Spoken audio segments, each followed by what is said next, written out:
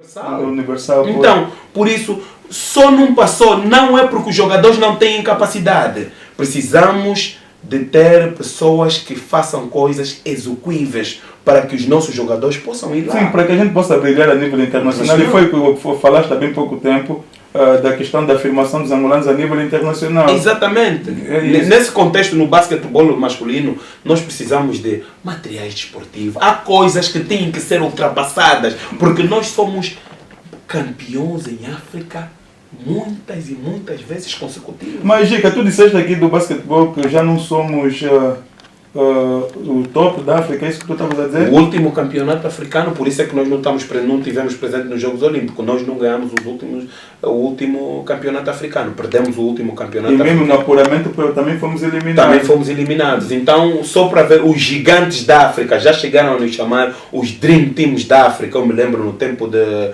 Jean-Jacques da Conceição, Aníbal Moreira, David Dias, Erlander Coimbra, Norato Troço, José Carlos Guimarães, o professor Vitorino Cunha, e mesmo depois o professor Vitorino Cunha, Mário Palma e outros treinadores. Nós tivemos um bom brilharete em África e agora... Se não se investir... E o grande perigo que estamos a ter em Angola, como basquetebolista que fui, que eu estou a ver que nós não vamos ganhar por muito tempo, Deus queira que eu esteja errado.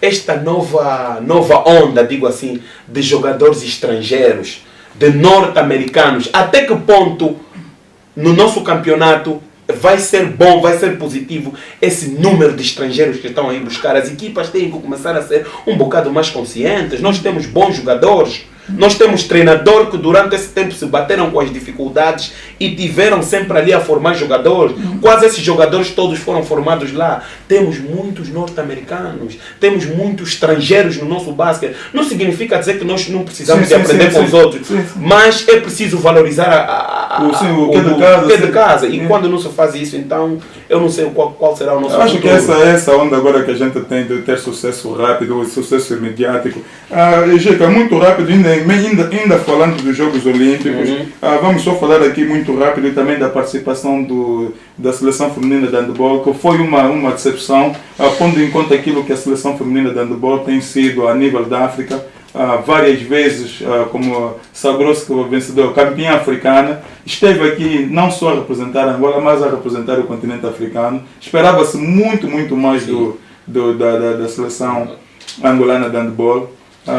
Vencemos apenas um jogo que foi contra o Reino Unido, e o Reino Unido pela primeira vez juntou-se uma equipa que foi essa que esteve aí no quer dizer, jovens. Sim, porque não passaram por um processo de eliminatórias por serem um país anfitrião, e foi o único país que nós vencemos. De resto foi tudo derrotas. Foi tudo derrotas e se tu notasses um pouco pelo palmaré, pelo patamar em que a nossa seleção de handball é conotada universalmente, esperava-se mais. Não, aqui os comentadores da BBC falaram sobre isso, que esperava-se em estruturas de jogo, em apresentação, fisicamente, a postura física das jogadoras angolanas era uma postura não muito boa para a prática do tal desporto que é o handball. Então eu acho que tem que se investir mais neste ramo de nutrição, para que nós possamos então romper, porque os europeus já têm uma vantagem com relação a nós. Eles têm mais jogos, eles fazem mais jogos, isso é verdade, mas então nós não podemos sempre nos apegar que eles têm uma capacidade de rodagem melhor, que temos que fazer qualquer coisa para que nós continuamos a manter a nossa hegemonia e o nosso dinamismo de equipa campeã africana, e que fizemos os nossos acontecimentos fora da Angola. Gica, não achas que até certo ponto, para além desses todos os aspectos que tu aqui acabaste de mencionar, a questão, os aspectos técnicos, a questão da nutrição, a questão da organização, não achas que até certo ponto também pode dar-se o caso de ser um problema que nós sabemos que existe, que é bem patente no nosso seio, complexo de inferioridade racial, que quando nós, os angolanos, estamos diante de pessoas de outras raças ou de países que nós vulneramos, quer dizer, que nós veneramos, ou de raças que nós assustamos, ou quer dizer, que admiramos de forma doentia, nos inibe ao ponto de nós não poder dar o resultado que nós devíamos, a nossa performance não ir de encontro com aquilo com as expectativas, achas? Possa vir a ser problema para algumas jogadoras novas, né? Para as mais novas, mas para que as outras que já lá estão há um bom tempo, não é um tanto quanto. Mas isso acontece com qualquer pessoa da alta competição. As pessoas sentem-se inibidas em territórios diferentes. Então aí tem que ser as filosofias que a nossa Federação Angolana de Handebol tem que se pôr psicólogos, motivadores a falar com as jogadoras. Nós estamos aí a competir com pessoas que estão bem preparadas em todos os campos. Então nós precisamos disso, desde o nutricionista, o motivador, o psicólogo, tudo ali com aquelas jogadoras para falarem dos seus problemas, para que então nós possamos apresentar uma performance no jogo muito positivo e para além das nossas expectativas, porque se não for assim, nós vamos sempre passar ao lado. É isso. Gica, e agora, como se diz às vezes, nós espera-se sempre que o nome de Angola seja falado pelos bons motivos, pelos motivos que nos elevam, que está a ser difícil. A gota d'água, os grandes escândalos dos Jogos Olímpicos, mais uma vez, veio do nosso lado, que foi a questão da desqualificação do pugilista, deixa-me ver aqui o nome dele, do pugilista, o Tumba Silva. Tumba Silva, sim. Tumba Silva é desqualificado porque chegou atrasado, chegou atrasado para ser pesado. A Mangolé TV, mais uma vez, teve a oportunidade de falar com o técnico, que é o responsável do atleta. E o que é que tu achas em relação a isso? Tu viste as imagens, mas antes até de tu comentar, Gica, nós vamos ver aquilo que o técnico deste pugilista disse em relação a esta desqualificação. Vamos ver as imagens. Antes de tudo, devo dar um xiroró, muito boa tarde, boa noite a todo o Mangolé. Indo diretamente à resposta. De princípio, o atleta é angolano. O atleta, não é a primeira vez que faz representar a seleção nacional, seria a terceira vez. Esteve nos Pan-Africanos em Moçambique e esteve no pré-olímpico, onde foi repescado para os Jogos Olímpicos. No entanto, passar a noite fora é mentira. Essa é uma pura mentira. Eu digo aqui perante vocês que esse é falso. Ele esteve bem acondicionado, bem cuidado, bem a descansar, à espera do momento. O que aconteceu é o seguinte: normalmente a pesagem tem sido de 2 horas. No entanto, quando a pesagem começou, da categoria dele, eu nesse momento estava a controlar o tempo, o espaço, mas também estava duvidoso em que parte ia se passar a pesagem. No entanto, quando me percebi que a pesagem estava já se passando, fomos ao encontro da equipa da AIBA, técnica, e disseram-nos que já não podia fazer pesagem porque o tempo estava limitado. Bem, acabamos de acompanhar imagens na qual o técnico Boaventura Cardoso, técnico do pugilista Tumba Silva, que em exclusivo falava para o Mangolé TV exatamente aquilo que levou à desqualificação do pugilista angolano, que posso assim dizer o maior escândalo dos Jogos Olímpicos Londres 2012. Gica, o que achaste aqui das imagens do técnico, das palavras do técnico, justificando então esta desqualificação que até certo ponto manchou o nome da Angola e dos atletas angolanos principalmente? O que é que tu achaste? Fiquei um bocado ressentido porque eu sei que, e ouvimos também algumas palavras do Will Bank, um dos grandes, bem conotados ex-homem do boxe. Que chegou a ser o técnico nacional do boxe também. Sim, chegou a ser. E falou sobre tudo o que aconteceu por trás disso, mas é só para dizer que o Tumba foi mesmo um infeliz por não poder aparecer naquilo que seria a porta aberta para o começo de uma carreira como pugilista internacional do boxe. Eu acho que a Federação Angolana de Boxe, que é a FABOX, se eu não estou em erro, tem que punir severamente este treinador, porque isso é uma brincadeira. Quando ele aparece aqui a dizer, inclusive, vou aproveitar para mandar um chororó, isso nós estamos a brincar com coisas sérias, porque numa sociedade séria ele tinha que sacrificar a posição dele como treinador por causa do erro em que ele cometeu. Ele nem devia, ele tinha que dar uma conferência de imprensa e dizer que eu uso das minhas faculdades mentais para dizer que eu ponho. Ele não podia. Uma carta de demissão, sim, ele não podia ser demitido, ele tinha que se demitir. Para mostrarmos então que nós em Angola estamos preparados a corrigir os nossos erros, evidentemente. Agora, quando aparece a querer brincar, a mandar um chororô, quer dizer, o esforço do rapaz fica todo aí em vão. 4 anos de preparação. 4 anos. E foi o maior escândalo que houve nos Jogos Olímpicos. A BBC reportou isso, todas as outras... Nós tivemos com o atleta depois disso, o atleta chorava inconsolavelmente. Eu vi o atleta como consolar o atleta. Porque eu entendo a situação dele. Desapareceu inclusive por alguns dias. Sim, ele não sabia como se reencontrar perante os outros atletas e a coisa mais frustrante, não falar a língua para poder se defender. Então ele não fala o inglês, os órgãos de informações queriam ouvir dele e o treinador aproveitou daquilo então para especular, para limpar a sua imagem. Nós não podemos aceitar isso. É essas coisas que faz com que o nosso desporto não vá lá. E tem que se fazer isso. Este homem, eu acho que não demonstrou que não tem capacidade nenhuma, preferiu a vida da boemia e deixou o trabalho e agora vem aqui mandar um chororô. Isso é uma brincadeira. E Gica, e aproveitando aqui esta oportunidade, esta brecha daquilo que se fala, tu tocaste aqui num aspecto que é extremamente relevante, que é o aspecto da língua. E isso, até certo ponto, mostra a vontade, digo mais uma vez, das autoridades de direito, porque afinal de contas, estamos aqui nós os angolanos, que vivemos nessa terra, que dominamos a língua.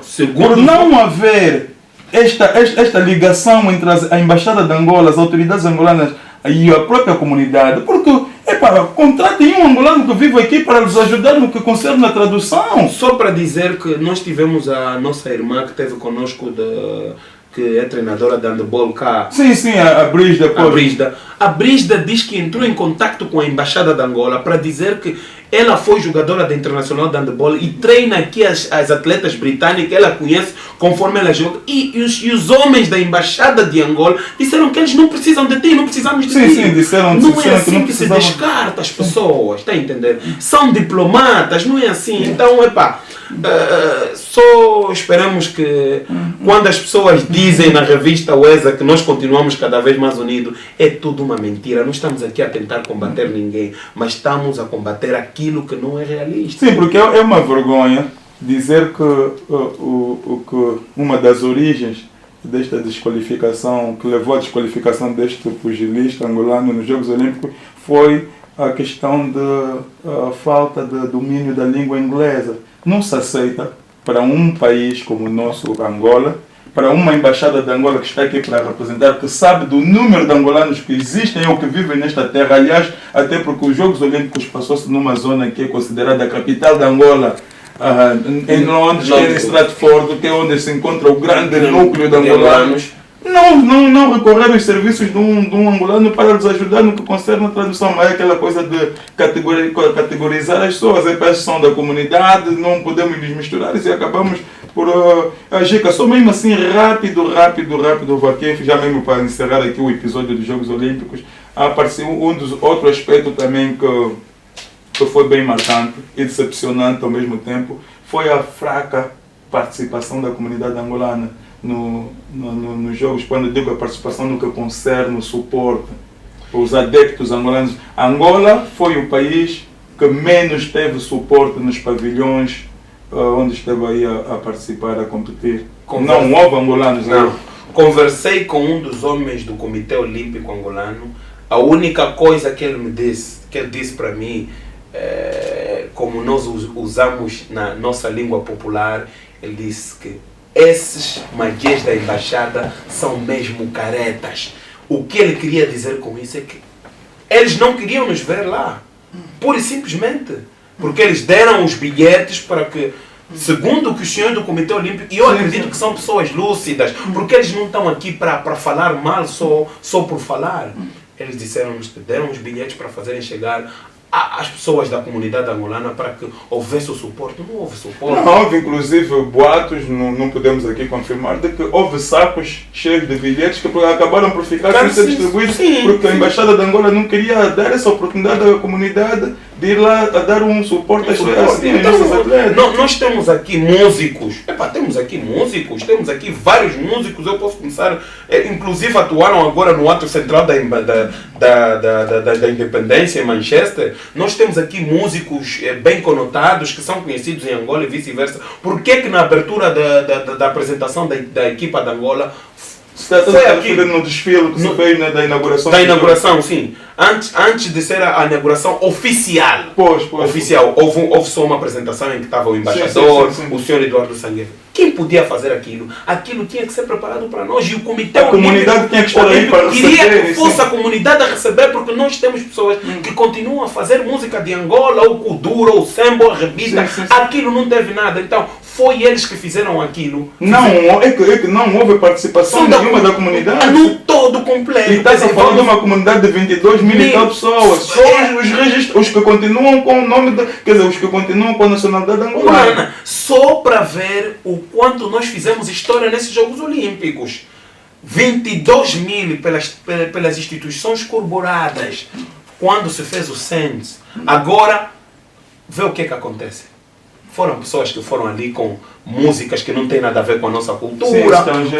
O balé, dançaram ali balé. É realmente um descrédito à cultura angolana. Temos que respeitar. Por isso é que também as pessoas não conhecem nada do que é nosso e ninguém consegue ir comprar uma música angolana porque não trouxeram nada de novo. Sim, não há cultura de promoção, não há políticas que Exato. E era naquele preciso momento que tínhamos que tirar vantagem.